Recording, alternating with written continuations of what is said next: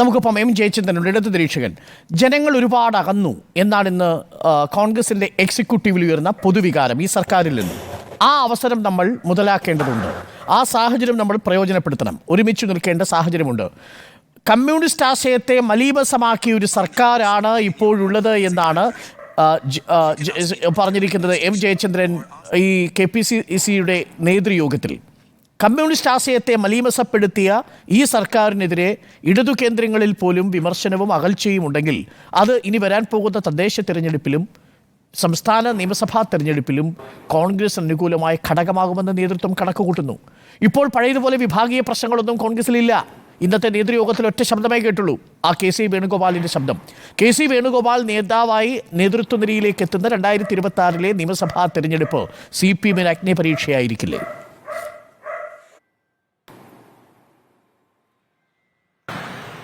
Doctor Arunkumar വളരെ പ്രധാനപ്പെട്ട ഒരു മീറ്റിംഗാണ് ഇന്നലെയും ഇന്നുമായി വയനാട് സമാപിച്ചത്.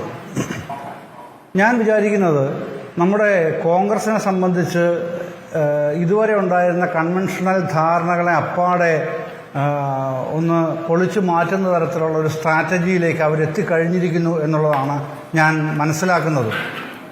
കഴിഞ്ഞ ഇപ്പോൾ 2019 ഉദാഹരണം താങ്കൾ പറഞ്ഞു. പക്ഷെ 19 നിന്ന് 24 എത്തുമ്പോൾ കോൺഗ്രസ് പ്രൊഫഷണലായിട്ട് കുറേയധികം പാഠങ്ങൾ പഠിക്കുകയും അത് ഫീൽഡിൽ എക്സ്പെരിമെൻ്റ് ചെയ്യുകയും ചെയ്തിട്ടുണ്ട് 2024. അതിൻ്റെ വലിയ ഒരു നേട്ടം ഇലക്ഷനിയറിങ്ങിൽ തന്നെ അവർക്ക് ലഭിക്കുകയും ചെയ്തിട്ടുണ്ട്. ഒരു ഉദാഹരണം ഞാൻ പറയാം. ആലപ്പുഴ ലോക്സഭാ മണ്ഡലത്തിലെ ഒരു കാര്യം. സുനിൽ കനഗോലു ആലപ്പുഴ ലോക്സഭാ മണ്ഡലത്തിൽ എവിടെയും വന്നിട്ടില്ല.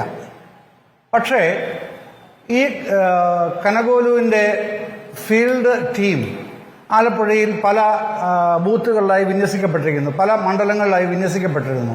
അപ്പോൾ അതിൽ നിന്ന് ഒരു ആലപ്പുഴ അസംബ്ലി നിയോജക മണ്ഡലത്തിലെ ഒരു പഞ്ചായത്തിലെ കാര്യമാണ് ഞാൻ പറയുന്നത്. ആ റിപ്പോർട്ടിൽ പറഞ്ഞിരിക്കുകയാണ് 2 ബൂത്തുകളിൽ കോൺഗ്രസിൻ്റെ പ്രവർത്തനം ഒട്ടും ശക്തമല്ല, വേണ്ടത്ര പോലും ഫലപ്രദമായി വരുന്നില്ല. അതിന് ഇന്ന കോൺഗ്രസ് നേതാവിനെ ഉപയോഗിച്ചാൽ അത് പരിഹരിക്കാൻ കഴിയുന്നതാണ്.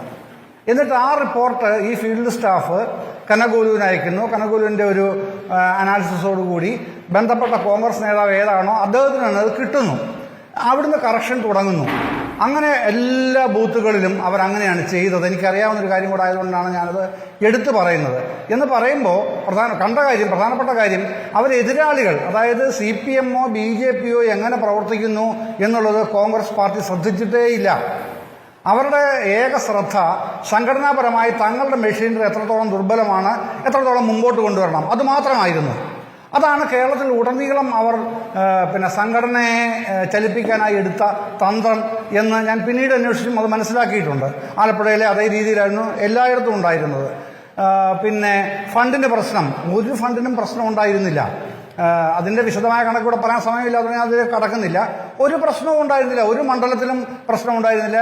എൻ്റെ വിശ്വസനീയമായ അറിവ് വെച്ച് ഒരു ലോക്സഭാ മണ്ഡലത്തിൽ 4 കോടി രൂപയാണ് സ്ഥാനാർത്ഥികൾ കൊടുത്തിരുന്നത്. അത് വയനാട്ടിലും ആലപ്പുഴയിലും അങ്ങനെയല്ല, ആവശ്യത്തിനായിരുന്നു പണം. മറ്റേത് ഈ 4 കോടി രൂപ പോലും ചെലവഴിച്ചിട്ടില്ല പല മണ്ഡലങ്ങളിലും കേട്ടോ, അത് വേറെ കാര്യം, ജയിച്ചവരടക്കം. അപ്പോൾ അതങ്ങനെ ഉണ്ടായിരുന്നു. അത് ഞാൻ ഈ പണത്തിൻ്റെ കാര്യം മാത്രം പറഞ്ഞതാണ്. ഫ്രീസ് ചെയ്തിരിക്കുന്നു, പണം, ഞങ്ങൾക്ക് പണമില്ല എന്നൊക്കെ ഇടയ്ക്കൊരു വാദം വന്നിരുന്നല്ലോ. പക്ഷെ അങ്ങനെയൊന്നും ആയിരുന്നില്ല, അത് വേറെ കാര്യം. പക്ഷെ അതിനേക്കാൾ പ്രധാനമായി ഈ തരത്തിലുള്ള ഫീൽഡ് വർക്ക് നടത്തിയിട്ടാണ് കോൺഗ്രസ് ഇത് ചെയ്തത്, ഈ വിജയത്തിലേക്ക് എത്തിയത്. ഇത് പക്ഷേ ഇവിടെ മാത്രമല്ല. ഈ സുനിൽ കനഗോലുവും മറ്റേ PK എന്ന് പറഞ്ഞ പ്രശാന്ത് കിഷോറും മറ്റേ നമ്മുടെ ശിവം നാരായൺ സിംഗും ഒക്കെ അടങ്ങുന്ന ഒരു നിര മുകളിലുണ്ട്. അവരുടെ താഴെ ഇന്ത്യയിലുടനീളം എല്ലാ സംസ്ഥാനങ്ങളിലും വിന്യസിക്കപ്പെട്ട അനേകം നിരകളുണ്ട്.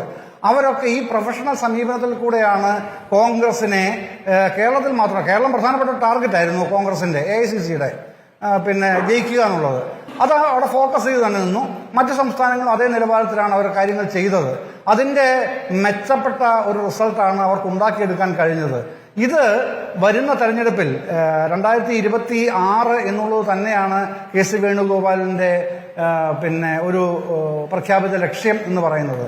അവിടെ നിന്നൊരു വിഷൻ ഡോക്യുമെന്റ് VD സതീശൻ പ്രതിപക്ഷ നേതാവ് അവതരിപ്പിച്ചുള്ളത് ശരിയാണ്. പക്ഷെ അതൊക്കെ മുൻകൂട്ടി തയ്യാറാക്കപ്പെട്ടത് തന്നെയാണ്. ഇവിടെയല്ല, AICC തലത്തിൽ തന്നെ തയ്യാറാക്കപ്പെട്ടതാണെന്നാണ് ഞാൻ മനസ്സിലാക്കിയിട്ടുള്ളത്.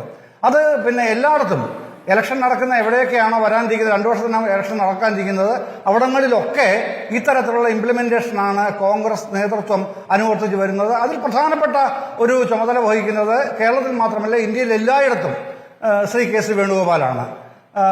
അദ്ദേഹം മാത്രമല്ല, ഞാൻ പറഞ്ഞല്ലോ, ഒരു ഫീൽഡ് ടീം. അതുകൂടാതെ സാമ്പിത്രോതയുണ്ട് ഇതിന്റെ മുകളിൽ നിൽക്കാനായിട്ട്, വളരെ വലിയൊരു വഴികാട്ടിയായി. അതുകൊണ്ട് അപ്പൊ അത്തരത്തിലുള്ള വലിയൊരു ടീമിനോടാണ് ഈ LDFന് ഇവിടെ ഉരയ്ക്കാനുള്ളത്. 2024 ചെറിയ കാര്യമൊന്നുമല്ല ഡോക്ടർ അരുൺകുമാർ. അവർ അത് വളരെ സീരിയസ് ആയിട്ട് തന്നെ കാണേണ്ട ഒരു കാര്യമാണ്. അത് അത്രത്തോളം സീരിയസ് ആയിട്ട് കണ്ടിട്ടില്ല CPM എന്നാണ് എൻ്റെ ഒരു ബോധ്യം. കാരണം ഈ കോൺഗ്രസ് അങ്ങനൊന്നും പോകുന്ന പാർട്ടിയല്ല എന്നുള്ളൊരു പരമ്പരാഗത ധാരണയുണ്ടല്ലോ. ആ ധാരണ അമ്പയ അബദ്ധധാരണ. മാത്രമല്ല, രാഹുൽ ഗാന്ധി കേന്ദ്രത്തിൽ നടത്തുന്ന പെർഫോമൻസ് സംസ്ഥാന തലത്തിലും കോൺഗ്രസിന് അനുകൂലമായ തരംഗമായി മാറിയിട്ടുണ്ട്.